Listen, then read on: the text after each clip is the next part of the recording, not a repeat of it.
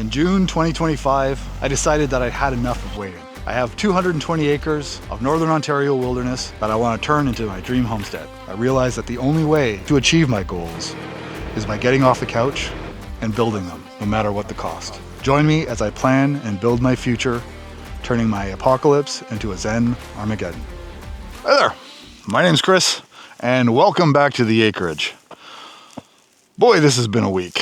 So last week, I had the wonderful experience of having my gate stolen, and then I replaced it, and then my gate was stolen again, and then I caught somebody on camera after I replaced it for the third time trying to steal my gate, but failed given the fact that I screwed it to the post.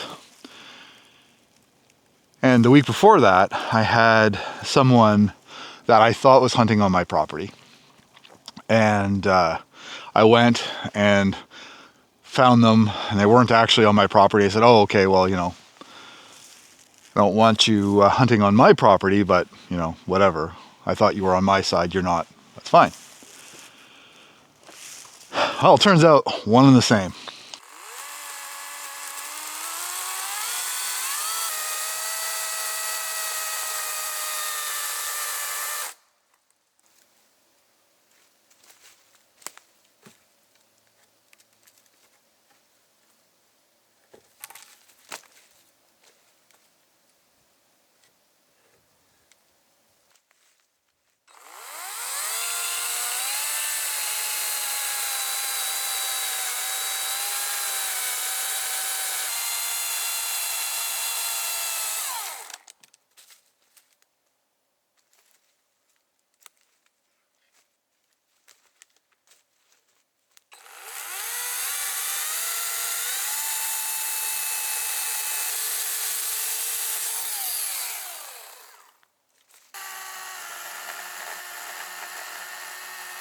So at the third gate, I was livid.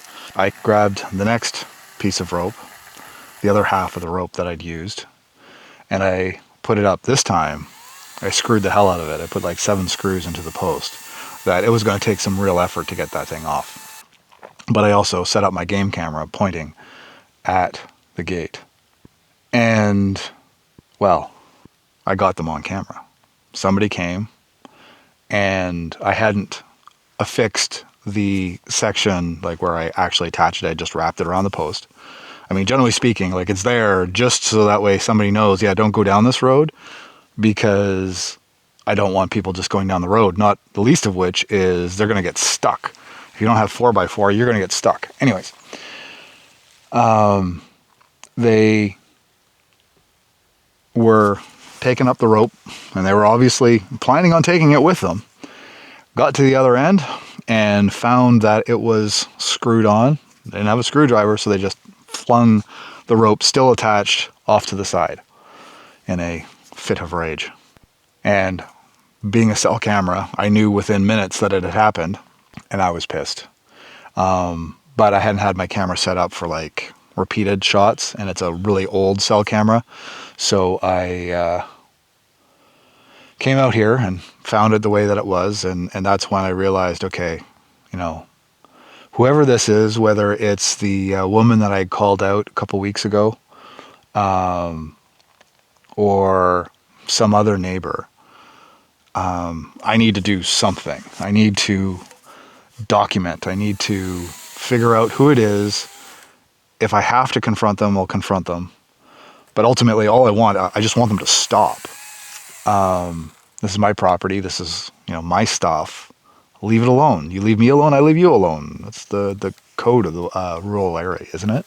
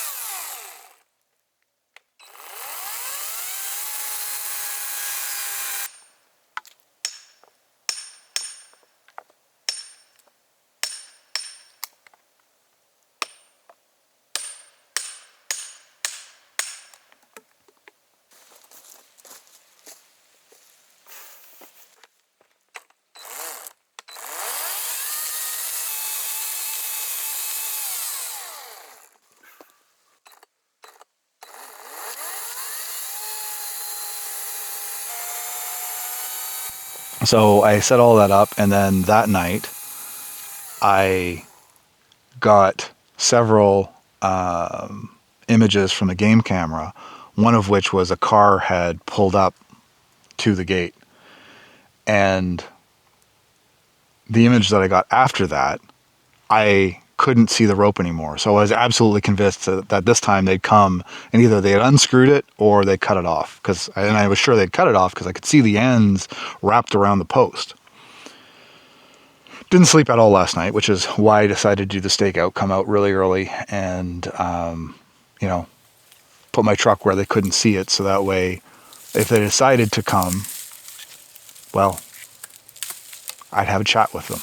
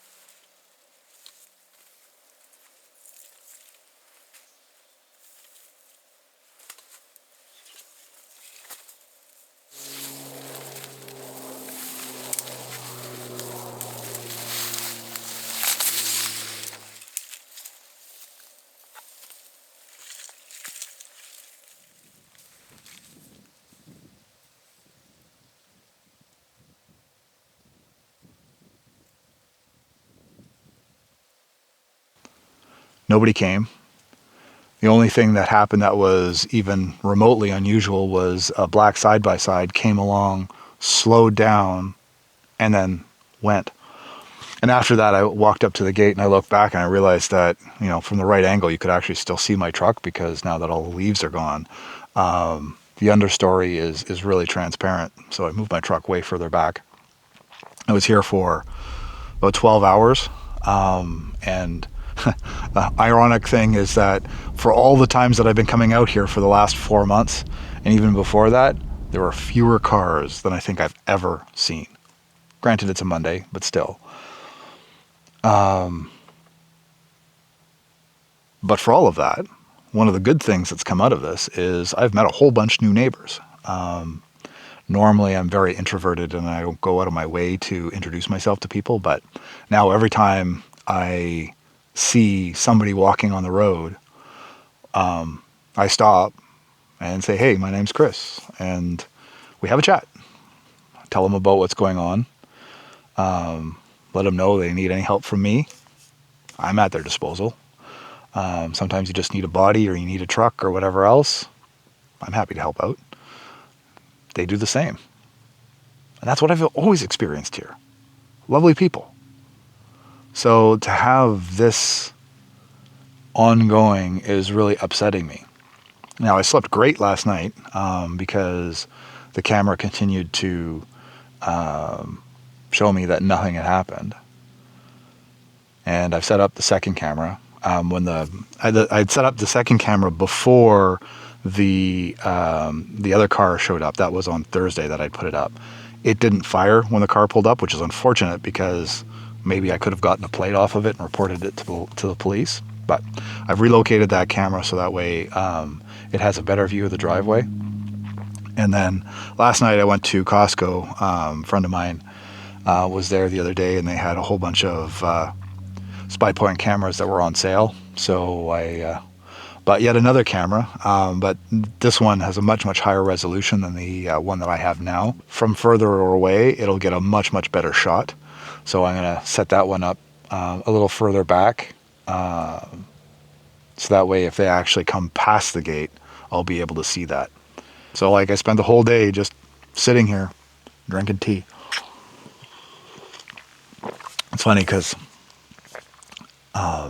brought back some memories. I don't normally drink out of stainless containers, but when I was young, I guess, 7 or 8, my grandmother used to take me fishing way up north We'd drive up there, find a bridge over a river, and then go down to the river and fish and eat whatever we caught. And she would always pack up tea in a couple of thermoses, and we'd each have one. And that taste of stainless tea really brought back that memory, which I hadn't thought of for some time. In a way, it was peaceful. It served the purpose that, I'm getting a sense now of the cars that are normal for here. Surprising amount of traffic considering there's only like 20 or 30 houses at the end of this road, and it's a dead-end road. But I'm going to leave the blind here.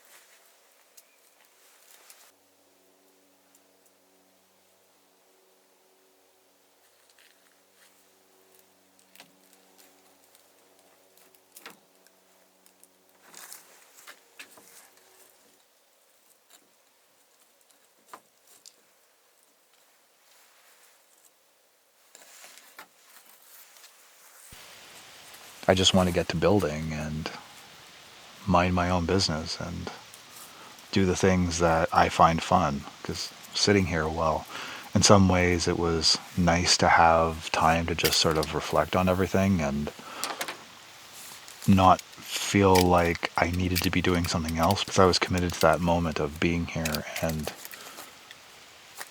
just watching. So it allowed my mind to uncouple from its usual.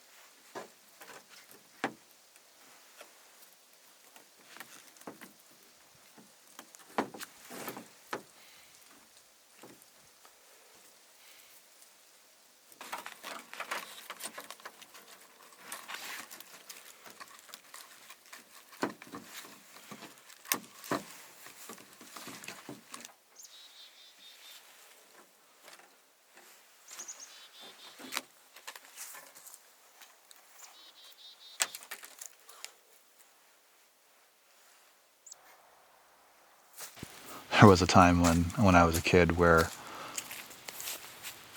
there wasn't a lot to do. I wasn't exactly in the richest neighborhood, and there weren't a lot of kids around. And oftentimes I would do something like this where where I would find a place that was a little out of the way, that was close to a sidewalk, a busy sidewalk, and I would build myself a little blind there, and I would just sit there and people watch. And young me was very entertained by the idea that these people were walking, 5 feet away from where I was. They had no idea I was there. Of course, probably didn't care even if I was visible. But yeah, again, something I haven't thought of in a long, long time. That was a long time ago. Simpler times, I suppose.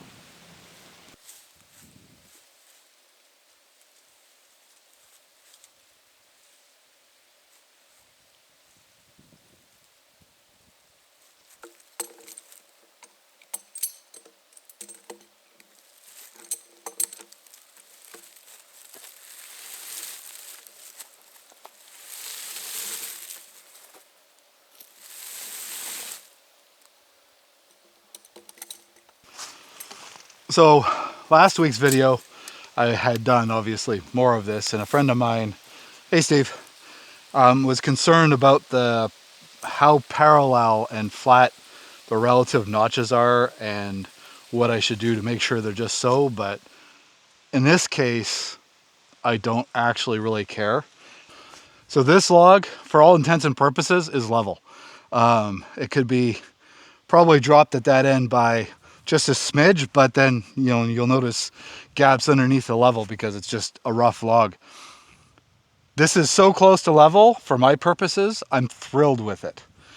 He's right in that I should be spending time on making sure that my cuts for my notches are coplanar, or at least parallel to each other, so that way there's some degree of flatness in the structure. But right now I'm so anxious just to get it up, and I'm not using logs that I intend to last more than a couple years. So spending an extra 10 minutes, 20 minutes per notch, it's just not worth it for what I need to do here. As it is, I'm already maybe almost half the height of the wall, because I don't need this. I only need this to be this high so that way I can walk into it and have access. So my friend said that, I want to make sure that my notches are coplanar, that they're not twisted or whatever else. But at the same time, these logs are various shapes, and I need to match that. If I wanted this building to last a long time, like more than a couple years, it would absolutely make sense to spend 5 to 10 times more effort and time to get everything just so. I sat the first log just sitting on the rock. There's no effort to make any of this level. All I'm trying to do now is use bigger logs on this side than on that side, so this back log straightens out, because this one's really tipped, this one's a little less, this one's a little less. I think the next one should almost be level. So that's what I'm trying to do, just so that way when I get up to the roof level, my roof logs are somewhere close to being level, so that way once whatever roof I put on it, it sheds accordingly. But for this one, given the fact that I'm not even peeling the logs, and some of these logs are already somewhat rotten, because they were rotting standing up, there's just no point in trying to spend that kind of time right now.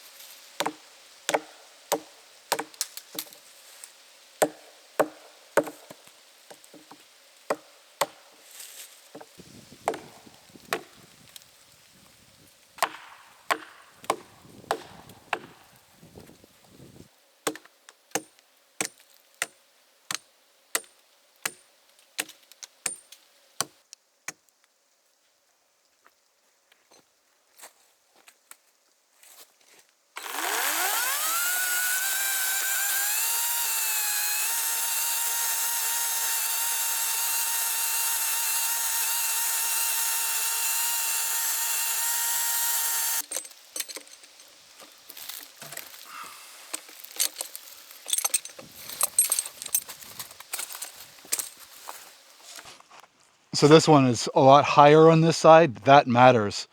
But like on either side, the notches are almost touching because I'm doing it like, obviously I'm eyeballing it, but it's coming out so close that these logs are going to shrink a lot as they dry. And really, I am not worried about it on so many levels.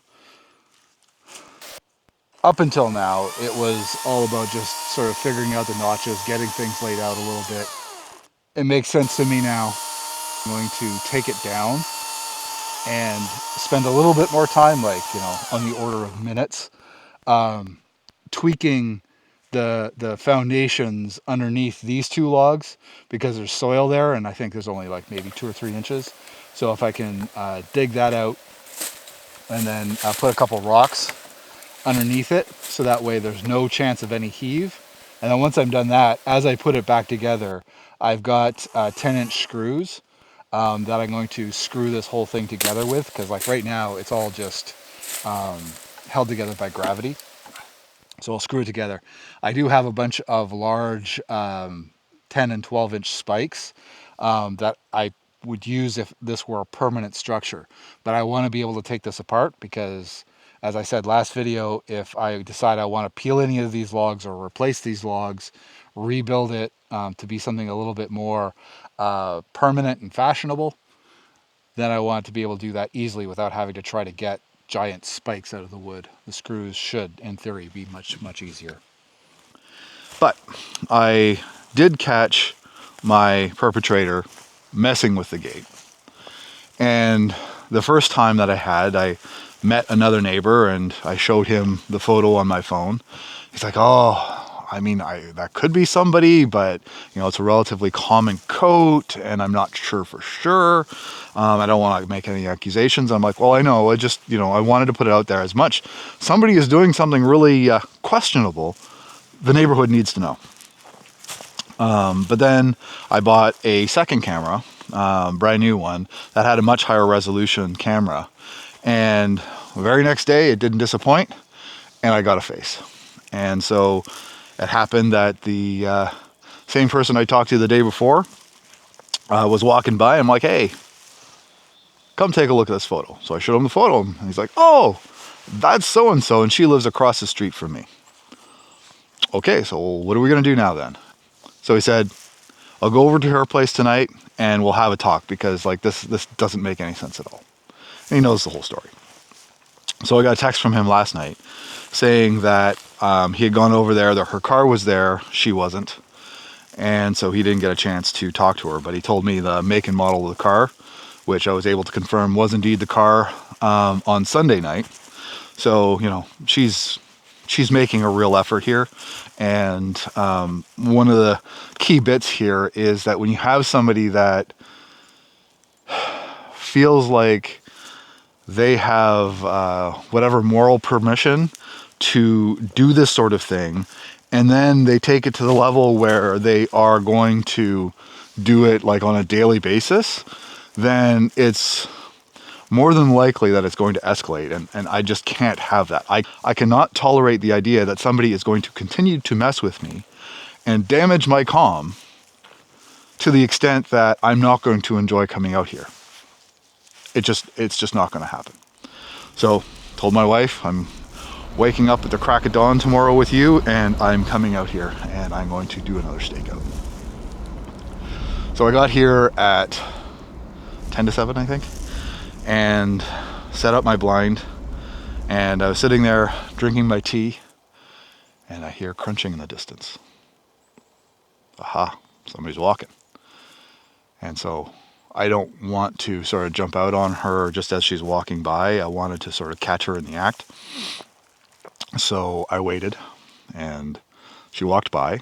She walked past my property, which is fine. I fully expected that she would only mess with it on the way back. And she didn't go very far past the driveway before she turned around, and I heard her coming back. And I don't think it caught it on camera because I was filming through the blind at that point, and I could see she was looking, making sure nobody's coming, nobody can see me, and she like scurries up the driveway to get to the gate. And she starts unwinding it, which I have it all sort of twisted around, so it takes a little bit of effort. And well, you can see what happened next. So you don't think I would eventually notice? Hey there, this is Editing Sweet Chris. Last night I did a little bit of research as to what I can actually show from a recording that was done without permission of the other party, as obviously recording my perpetrator would qualify as. And I think I'm okay from a video perspective, but recording the audio of her talking is probably going to be an issue, even though if I really distort it, I had actually processed it, so it was ready to go, but I thought I'd do my due diligence. And while Ontario is a single party state when it comes to recording, and so far as I don't have to ask her permission to record it as long as I'm part of the conversation, transmitting that in the form of a YouTube video, it's a little more sketchy, even though I distorted her voice. So I'm not going to show that, just out of abundance of caution. And also from the perspective that, you know, if at all possible, I'd like to be able to move past this, and I don't want to create a sense amongst my neighbors that I'm always recording them, and then anything they say to me, I'm going to use that to my benefit online. So, you know, obviously it's a little bit of an exception because she was doing something, you know, really untoward against me. But nevertheless, I want to be careful and just be respectful, regardless of whether or not I'm shown that respect. But I think it is important to talk about what she said because it is something that bears on this whole process. So after I initially startled her coming out of the bush, the first thing that she said was, "What are you doing here that's illegal? You're doing something here that's, you know, not right because, you know, clearly you're blocking off your road." And obviously I was confused. I didn't understand what she was talking about. And so she said that, well, you know, everybody in the neighborhood, well, we don't lock our doors. I don't lock my doors. This is, you know, everybody is happy and everything else. To which my response is, well, okay, like I come from the city. You don't do that in the city. And even so, like, I mean, it's my property. It's my business. I can do what I want. And she's like, oh, well, you're clearly hiding something. I'm like, well, no. I asked her what makes her think she has the right to mess with my stuff. And she said, well, the other day down the road, I told her she couldn't hunt. I'm like, no. And she's like, well, yeah. I'm like, no. I said that you can't hunt on my property. And she's like, oh, and then she suddenly goes off on a tangent. Oh, well, but, you know, I want to ask you a question. Do you know who owns that property? I'm like, well, no. She's like, well, because I want to be able to find out who it is and ask permission so I can hunt deer. And it's like, okay, but you were hunting on their property and now you're admitting that you don't have their permission. That's really comforting. I said, like, really, I don't care who owns it. That's not my problem. My problem is my property. I can tell you not to hunt on my property, and that's what I'm doing. And she's like, oh, well, you know, who's going to go back there and do damage? You know, I'm like, well, I have had people trespass. I have had people go back there, and you never know when somebody is going to do something. You know, yeah, a lot of people might go out there. I've had several people go through my land and not do anything. That doesn't mean that the next person won't. So that's why I posted, and that's why I have the gate. And most of all, the driveway isn't finished. And as you would have seen in my last video, it can be really muddy. And the last thing I want to have is somebody drive in there because, oh, well, they're just curious. They can't turn around till the end, and then they get stuck and they put their car in the ditch, and then I have to deal with that. That's not acceptable, and I don't want to deal with it. It's not like I am putting up a electrified gate that's full of locks and whatever else. It is a rope, or it used to be a chain, but a rope that is just tied off on one end. I mean, obviously, she stole 2 gates, which she denied, and she was continually undoing my gate. Clearly, it's not really that secure now, is it? But she seemed to accept my justification for the driveway. I was playing it by ear and listening to what she was saying and how she was saying it. She was clearly trying to craft excuses, justifications, reasons. And what I wanted to do most was to put an idea in her mind that was a good reason for her to simply stop. And I think the idea of, the gate is there so that way people don't get stuck, because she's like, oh, well, okay, don't want people to get stuck. And so she seemed to accept that.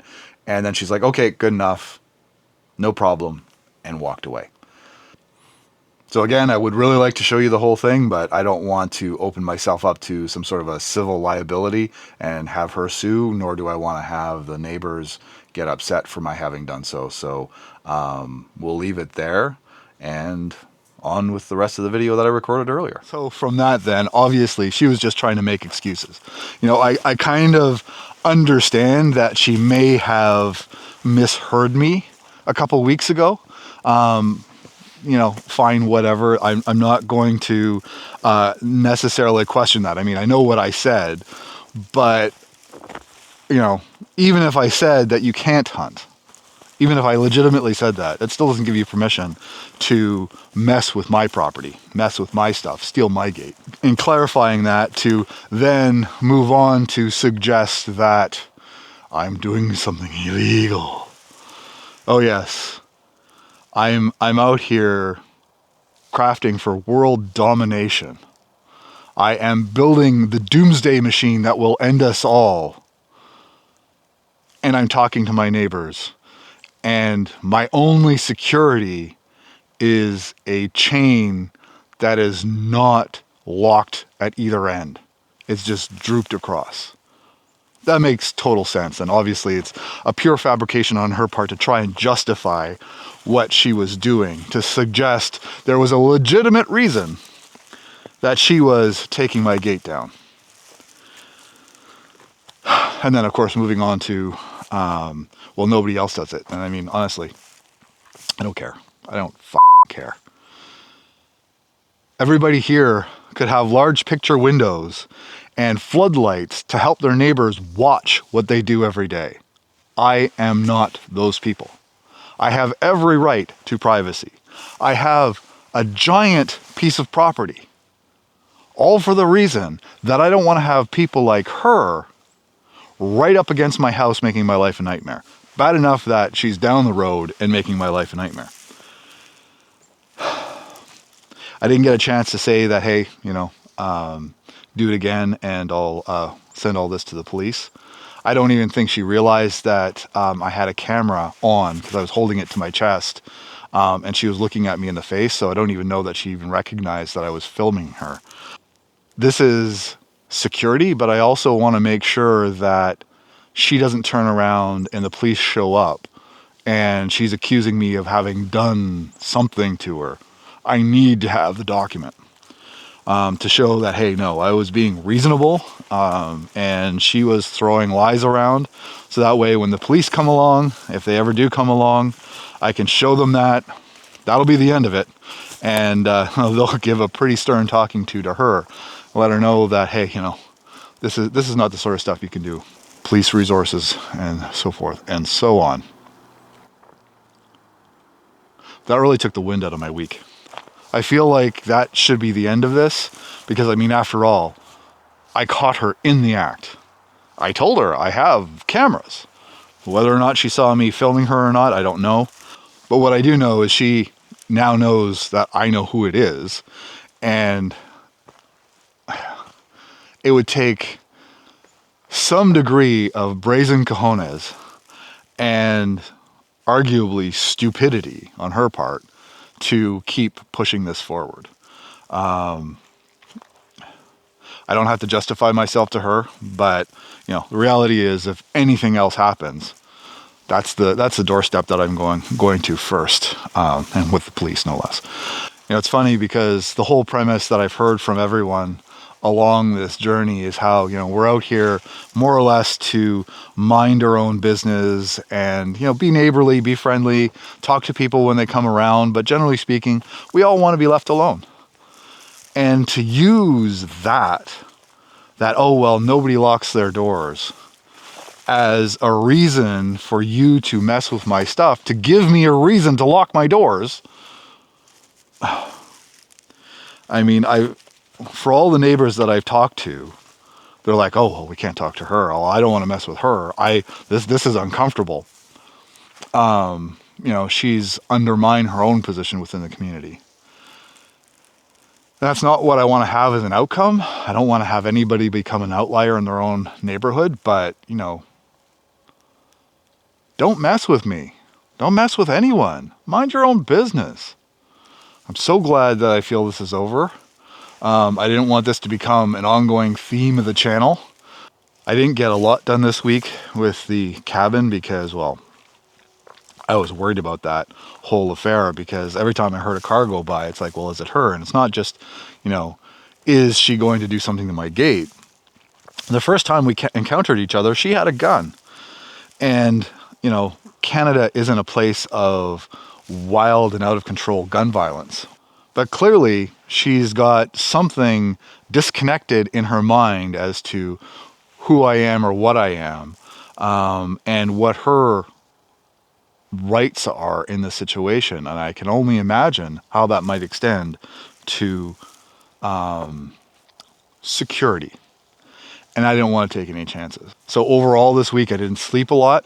I have spent most of my time worrying about it. When I was here, I was preparing game cameras, trying to hide them, make sure that everything was ideal so that I had the documentation I needed if it came to it. And I'm debating whether or not I should still report it to the police and say, okay, hey, this happened. Here's all the evidence, just so that way if anything untoward happens in the future, they've got it on file. But I'm not sure that the police are even going to care, so I don't really want to waste their resources with something that, in theory, is done with. So even though I'm here really early, I think I'm just going to go home and rest and slowly edit this week's video. It's really frustrating in some ways because, time is not on my side anymore. You come out here for peace and quiet and to be left alone, only to have someone make it their personal mission to mess with you because they misheard you and they editorialized what doesn't exist. It's irritating, but hopefully this is the end of it. But before I go home, I have some neighbors to report to. I show them the video so that way, they know where things are. So that way, communication lines are open and they can reach out to me if anything weird happens. They know what's gone on. So that's it for this week. Like, subscribe, comment what you think about this whole affair down below. And next week we'll get back at it. Stay safe, and we'll see you next week.